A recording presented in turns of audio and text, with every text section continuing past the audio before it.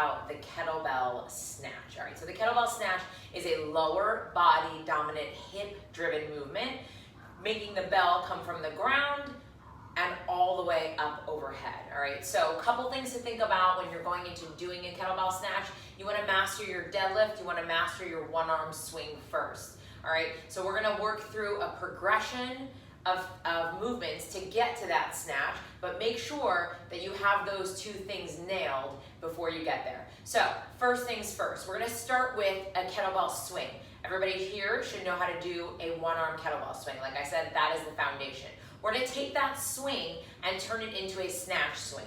So with your typical swing, when you're starting, you hike the bell, one arm, you stand up, your arm is straight out in front of you. So I'm using those hips to generate power.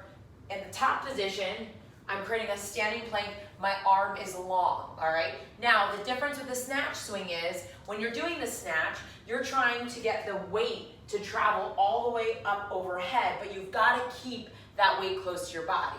So you need to use your hips, but you need to bend your elbow, okay? So really important. This is what the snatch swing looks like. You're gonna start just like you do your regular swing.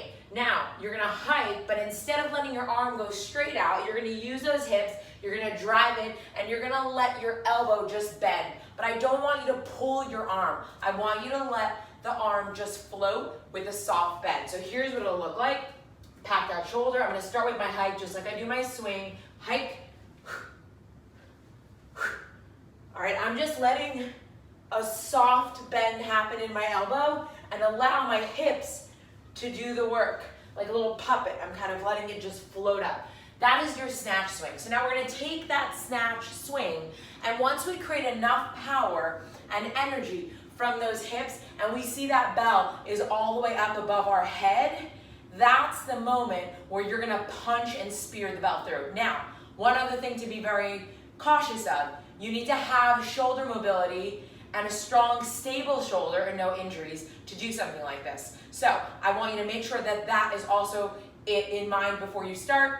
And if you don't have that stability or a strong shoulder strength, then you would go back and just work on the high pull for now and then regress, okay? So let me show you how we're gonna do the punch through. So I'm gonna take that swing. Here's your one arm swing.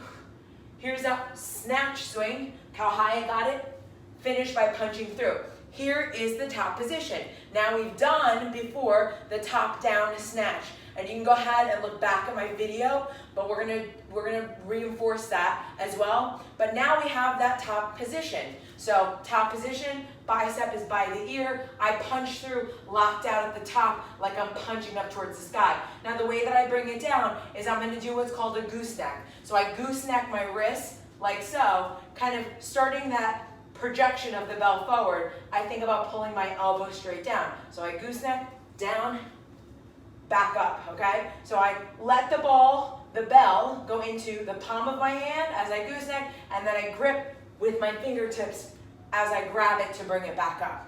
All right, so when you're done, obviously you'll put that bell down safely.